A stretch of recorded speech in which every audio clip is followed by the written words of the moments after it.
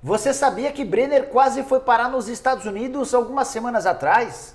No vídeo de hoje do canal do Nicola te dou detalhes dessa história. Quero falar por que Cantillo anda bravo com a diretoria do Corinthians. Tem novidades de Cuca, Sérgio Sete Câmara abrindo mão da possibilidade de reeleição no Atlético Mineiro, além das últimas das eliminatórias, com Neymar cortado na seleção brasileira e os argentinos muito bravos com o brasileiro.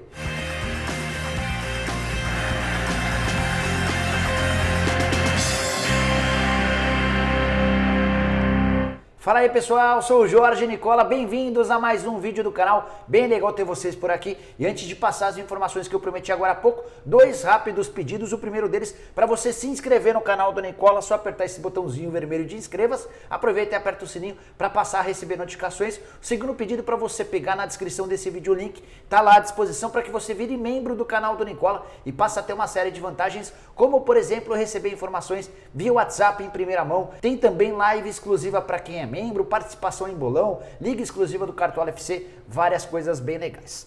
Bora começar o vídeo falando a respeito do empate entre Argentina e Paraguai na noite dessa quinta-feira na Bombonera. Jogo válido pela terceira rodada das eliminatórias. A Argentina muito brava com o Klaus, árbitro brasileiro que foi o responsável pelo jogo. A Argentina chega a marcar o gol do 2-1, gol feito pelo Messi, mas com a ajuda do árbitro de vídeo, o Klaus decidiu cancelar, anular o gol marcado pelo Messi. Tudo porque 27 segundos antes constatou-se uma falta no meio-campo num jogador do Paraguai. Muita reclamação e até os especialistas em arbitragem no Brasil condenaram a decisão do brasileiro dentro de campo. Eles entendem que o lance foi muito antes do gol marcado pelo Messi. Foram 9 passes, 9 toques de jogadores diferentes até o gol da Argentina. Esse gol não teria de ser anulado.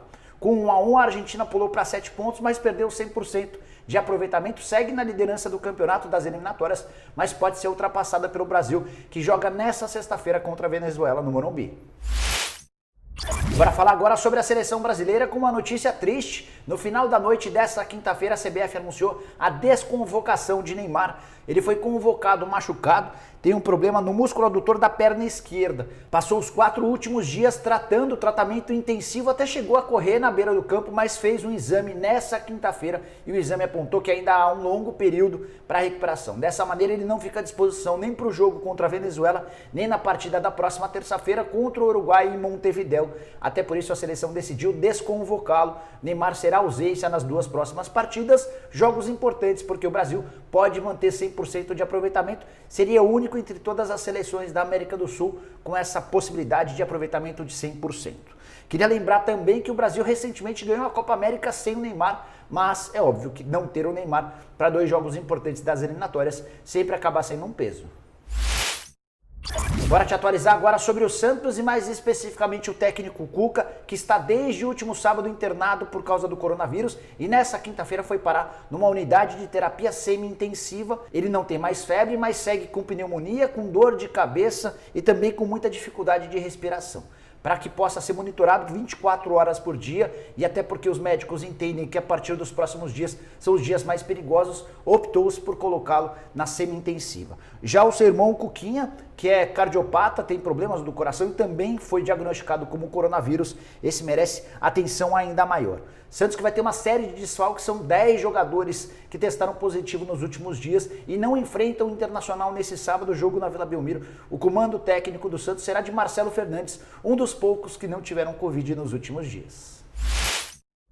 Bora tentar te ajudar a entender agora o que acontece com o Sérgio Sete Câmara, que era apontado como o grande favorito na reeleição à presidência do Atlético Mineiro. Ele foi o presidente do Galo nos últimos 3 anos, conseguiu melhorar relativamente as contas e montou nessa temporada um time extremamente forte, com Jorge Sampaoli como técnico e Alexandre Matos como diretor executivo de futebol. Todo mundo imaginava que ele seria o candidato à reeleição e venceria até com alguma facilidade, mas nessa quinta-feira o Sérgio Sete Câmara e o Lázaro Cândido resolveram fazer uma coletiva para anunciar que não concorrerão à reeleição. O Sete Câmara era o presidente e o Lázaro era o vice-presidente. O nome do candidato pela situação tem tudo para ser o do Sérgio Coelho, que já é conselheiro do clube, foi vice-presidente atleticano nos anos 2000. Por que ele foi escolhido? Porque ele tem uma ótima relação com o Rubens Menin e com o Ricardo Guimarães. O Rubens Menin é o dono da MRV, o Ricardo Guimarães é o dono do BMG. Os dois parceiros que têm ajudado demais o Atlético em relação a reforços. Existe a compreensão interna de que a escolha do Sérgio Coelho vai funcionar para que o Menin e o Ricardo Guimarães tenham ainda mais poder. Há inclusive quem suspeite que o Sérgio vai funcionar como uma rainha da Inglaterra. E uma das missões dele vai ser atirar mais no Calil, que é o prefeito da cidade de Belo Horizonte, ex-presidente do Atlético Mineiro e que tem sido radicalmente contrário, especialmente aos parceiros e ao Atlético Mineiro. Pegaram inclusive uma birra grande do Calil nos últimos dias por causa de uma série de impostos e dificuldades criadas pela prefeitura em relação à Arena MRV. Para trazer uma notícia importante a respeito do Corinthians, Cantillo, volante que foi titular durante a maior parte dessa temporada, anda irritado com os dirigentes corintianos. Tudo porque no início do ano havia sido prometido a ele um prêmio pela assinatura do contrato e 11 meses depois nada dessa grana caiu. O Corinthians alegava nas últimas semanas que esperava pela grana da venda do Pedrinho para conseguir colocar essas contas em dia, mas o Cantillo tem dito a pessoas mais próximas que se essa grana de fato não pintar, se esse pagamento das luvas não pintar nos próximos meses, ele pode até pedir para ser negociado. Só para lembrar que essa contratação do Cantillo desde o início foi bastante complicada e isso não tinha nada a ver, pelo menos até agora, com o Cantillo e sim com o Júnior Barranquilla, que era dono dos direitos econômicos do volante de 26 anos de idade. O Barranquilla desde o princípio sempre desconfiou em relação à capacidade financeira do Corinthians. Foi por isso que decidiu fazer a negociação em partes. Em janeiro, cobrou $750 mil e só liberou o atestado para que ele pudesse jogar a partir do momento em que recebeu essa grana. Na metade do ano, se antecipou e avisou ao Corinthians que se o Timão atrasasse qualquer dia em relação ao pagamento, exigiria a devolução do jogador. O Corinthians conseguiu fazer o pagamento de mais $750 mil em dia. O Corinthians ainda deve mais $1,5 milhão e só depois desse repasse é que vai ter 70% dos direitos econômicos do Cantillo, que já fez papel muito bom no Corinthians, mas acabou perdendo espaço nos últimos tempos por não ter tanta consistência. Ele tem muita qualidade com a bola nos pés, mas fisicamente não tem a intensidade que se exige, pelo menos por agora, no futebol brasileiro. Bora fechar o vídeo com outra notícia exclusiva e que envolve Brenner, atacante do São Paulo. Ele é hoje o principal jogador do tricolor. Foram 13 gols marcados nos últimos 11 jogos. E o Brenner quase foi parar na metade do ano no Orlando City, time dos Estados Unidos. Na oportunidade ele vinha sendo pouco aproveitado pelo Fernando Diniz e houve uma consulta do Orlando City, tanto ao jogador quanto ao São Paulo. O São Paulo ainda tem uma dívida com o Orlando City referente ao empréstimo do Kaká, isso inclusive se transformou numa ação na justiça dos americanos contra o São Paulo. E o Orlando City procurou o tricolor sugerindo que o Brenner fosse emprestado e de alguma maneira houvesse um abatimento em relação a essa dívida. O São Paulo até cogitou a possibilidade de emprestá-lo. Eu ouvi de uma pessoa do próprio tricolor que o Brenner viu com bons olhos a oportunidade de ser emprestado, até porque ele jogava muito pouco. Até que na partida contra o Guarani, válida pelo Campeonato Paulista, essa partida foi disputada no fim do mês de julho, ele acabou sendo utilizado, era um jogo em que o São Paulo tinha praticamente só reservas. O Brenner atuou como titular entre esses reservas, pouco depois acabou marcando um gol contra o Corinthians e o próprio Brenner preferiu ficar.